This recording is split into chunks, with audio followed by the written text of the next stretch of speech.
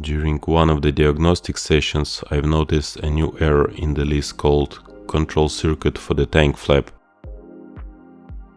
Fault frequency was 254, meaning that this is not a sporadic error which could appear once in a while. I've tested the tank flap actuator and indeed it was failed. The actuator is located behind the right side trunk trim. This have to be removed. I will link my trunk trim removal do-it-yourself video in the description. After the trim was removed, I've tested the actuator one more time and it was barely moving. I've got the replacement actuator from the scrapyard. I've paid €5. Replacement is super easy, just undo a few screws and swap the actuators.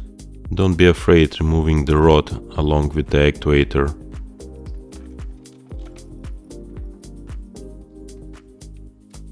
During installation, use a flashlight to see where the rod should be inserted.